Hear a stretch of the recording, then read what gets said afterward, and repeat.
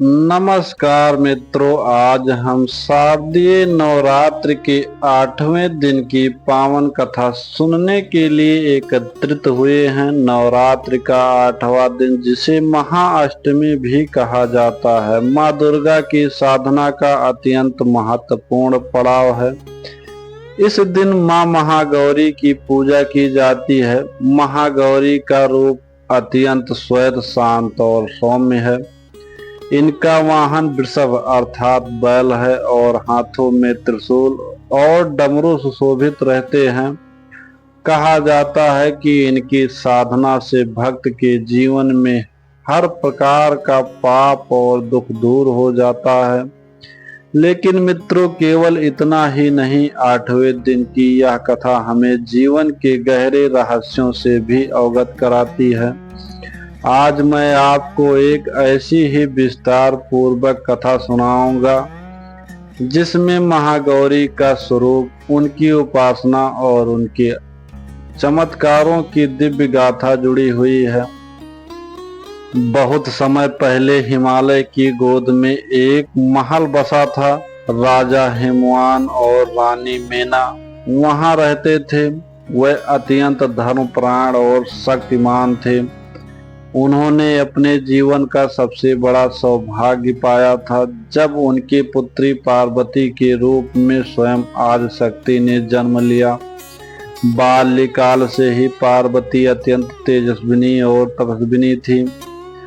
उनका एक ही संकल्प था, शिव को पति रूप में प्राप्त करना। पार्वती का यह संकल्प कोई साधारण संकल्प नहीं था। उनके लिए उन्होंने घोर तप किया। कई वर्ष जंगल में रहकर उन्होंने भोजन त्याग दिया, केवल हवा और जल पर जीवित रही। कहते हैं, तपस्या के दौरान उनका शरीर अत्यंत कठोर और मलिन हो गया। उनके अंग काले और शुष्क हो गए थे। वहीं पार्वती जी को कभी हिम की तरह श्वेत थी, अब तपस्या के कारण काली और कृशकाय दिखाई देने लगी। देवगण भी पार्वती की तपस्या देखकर चकित थे, लेकिन भगवान शिव, जो योगियों के योगी हैं, वे किसी के भी तप का तुरंत स्वीकार नहीं करते। वे पार्वती की दृढ़ता को परखना चाहते थे। एक दिन शिव जी एक वृद्ध साधु के वेश में पार्वती के पास पहुंचे और कहा, बेटी, तुम इतनी छोटी उम्र में यहाँ क्यों तप कर रही हो? किसके लिए यह कठिन साधना कर रही हो? मैं भगवान शिव को पति रूप में प्राप्त करना चाहती हूँ। उनके अलावा मेरे जीवन में कोई और नहीं हो सकता। भगवान शिव, वे तो कैलाश पर रहते हैं, जटाजूटधारी, भस्म स्नान और भूतों प्रेतों के बीच विचरण करने वाले। वे संसार के नियमों से परे हैं। ऐसे विरक्त योगी को पति बनाकर तुम क्या पाओगी? पार्वती की आंखें तेज से चमक उठी।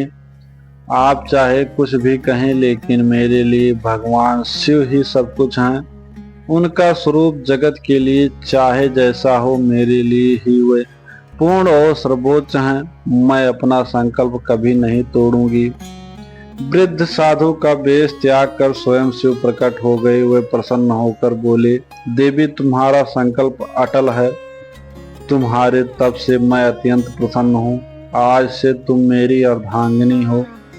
यही वह क्षण था जब पार्वती का तप सफल हुआ।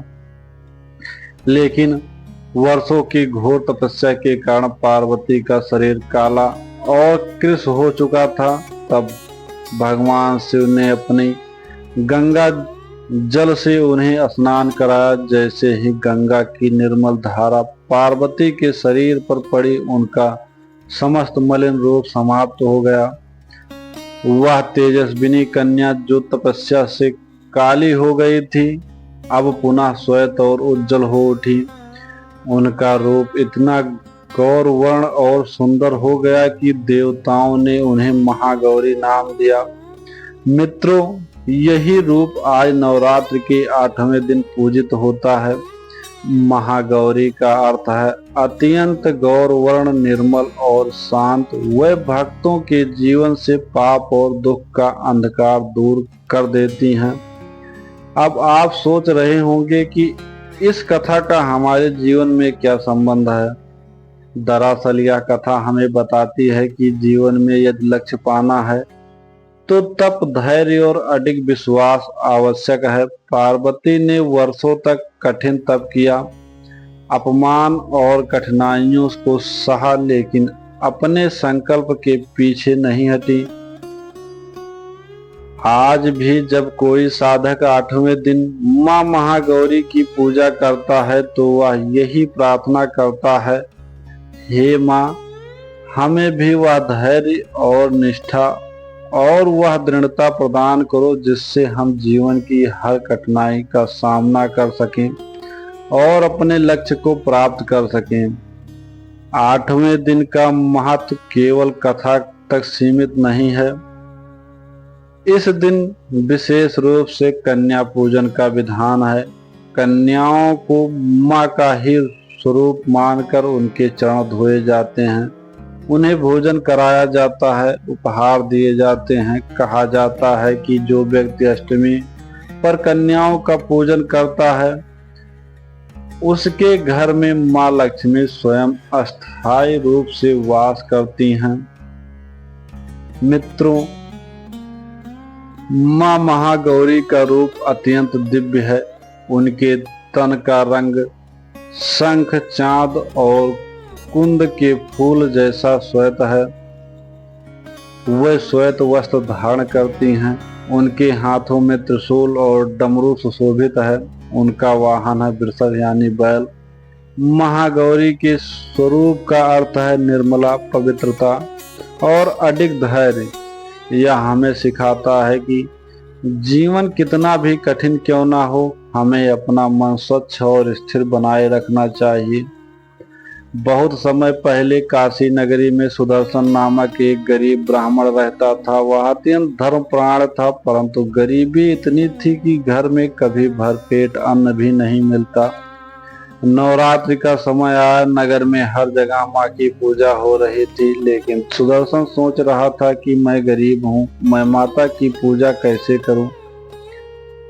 फिर भी उसके मन में माता के प्रति प्रेम और विश्वास इतना गहरा था कि उसने अपने घर के छोटे से कोने को साफ किया, मिट्टी के दीपक जलाए और मां का स्मरण करने लगा। 8वें दिन उसने अपने घर की गली को 2 छोटी बच्चियों को बुलाया, उनके चरण धोए, उन्हें भोजन कराया और जितना बना पाया उन्हें स्नेह दिया। रात को जब वह सोया तो मां महागौरी स्वयं उसके स्वप्न में प्रकट हुई। उन्होंने कहा, वत्स, तूने सच्चे भाव से मेरी पूजा की है, तूने कन्याओं की सेवा की, यह मुझे अत्यंत प्रिय है। आज से तेरे घर में कभी अन्न की कमी नहीं होगी। सुबह जब सुदर्शन उठा तो उसके आंगन में अनाज की बोरियां भरी पड़ी थी। गांव के लोग देखकर चकित रह गए। धीरे धीरे वह घर संपन्न हो गया और सुदर्शन ने अपनी सारी आय का बड़ा भाग गरीबों और जरूरतमंदों की सेवा के लिए दिया। मित्रों, यही है मां महागौरी की महिमा। वह केवल भव्य पूजा या भोग से प्रसन्न नहीं होती, वह तो केवल सच्चे हृदय और निस्वार्थ भाव से किए गए पूजन को स्वीकार करती हैं। एक और कथा मिलती है। एक बार एक चोर ने नवरात्रि के समय देखा कि गांव में एक धनी सेठ मां महागौरी का भव्य अनुष्ठान कर रहा है। उसके मन में लालच आया और वह रात को सेठ के घर चोरी करने गया। जैसे ही उसने तिजोरी खोलनी चाही, अचानक वहां से एक दिव्य प्रकाश प्रकट हुआ। चोर की आंखें चौंधिया गई। उसने देखा कि श्वेत वस्त्रों में एक दिव्य देवी उनके सामने खड़ी हैं। अरे मूर्ख, तुझे इतना भी नहीं सूझा कि नवरात्र के पावन समय में जहां भक्त मेरी पूजा कर रहे हैं वहां तू चोरी करने आया है। चोर कांप उठा। उसने चरण पकड़ लिए। माँ मुझे क्षमा कर दो, मैं गरीबी और लालच के कारण अंधा हो गया। अब मैं सच्चाई का मार्ग अपनाऊंगा। माँ मुस्कुराई और बोली, जाओ, आज से तुम्हारा हृदय बदल जाएगा। मेहनत से कमाओगे और दूसरों की मदद करो, तभी तुम्हारा जीवन सफल होगा। उस दिन से वह चोर बदल गया। उसने चोरी का मार्ग छोड़ दिया और मेहनत से कमाकर समाज में ईमानदारी का उदाहरण बना। यह प्रसंग हमें बताता है कि महागौरी न केवल दयालु हैं बल्कि अपने भक्तों को सही राह दिखाने वाली भी हैं। 8वें दिन की पूजा से में कन्या पूजन का अत्यंत महत्व है। 2, 5, 7 या 9 कन्याओं को बुलाकर उनके चरण धोए जाते हैं। उन्हें माँ का रूप मानकर भोजन कराया जाता है। अंत में उनके चरण स्पर्श कर आशीर्वाद लिया जाता है। वैज्ञानिक दृष्टि से देखें तो यह परंपरा हमें नारी के सम्मान और बालिका शिक्षा का संदेश देती है। समाज में स्त्री का स्थान कितना महत्वपूर्ण है, यह इस पूजन से स्पष्ट होता है। कहा जाता है कि जो साधक महागौरी की साधना करता है उसके जीवन में से अंधकार मिट जाता है, उसके पाप धुल जाते हैं और उन्हें निर्मल मन प्राप्त होता है। माँ महागौरी हमें यह सिखाती हैं कि तपस्या और धैर्य से हर लक्ष्य प्राप्त किया जा सकता है। नारी शक्ति का सम्मान करना ही जीवन की सच्ची उन्नति है और सबसे महत्वपूर्ण सच्चा भाव ही पूजा का आधार है। माँ महागौरी का रूप केवल बाहरी सुंदरता का प्रतीक नहीं है, यह आत्मा की निर्मलता और शुद्धि का भी प्रतीक है। जैसे पार्वती ने तपस्या से अपने शरीर को मलिन बना लिया और गंगा जल से स्नान कर पुनः उज्जवल हुई, वैसे ही हमारा जीवन भी पाप, दुख और बुरे विचारों से मलिन हो जाता है। लेकिन जब हम साधना, तप, भक्ति और अच्छे कर्म करते हैं तो वह गंगा जल की तरह हमारी आत्मा को शुद्ध कर देता है। महागौरी आंतरिक प्रकाश और आत्मशुद्धि का प्रतीक, उनका श्वेत रूप सत्य, शांति और पवित्रता, उनका वाहन वृषभ धैर्य और शक्ति, उनके हाथ का त्रिशूल अज्ञान, अहंकार और अन्याय का नाश, उनके हाथ का डमरू सृष्टि की लय और संगीत।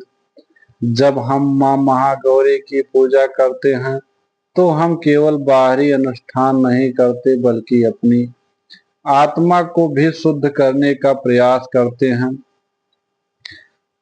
कहा जाता है कि एक बार राजा चंद्रकेतु ने महागौरी की साधना की। उनका राज्य लगातार अकाल और रोग से पीड़ित था।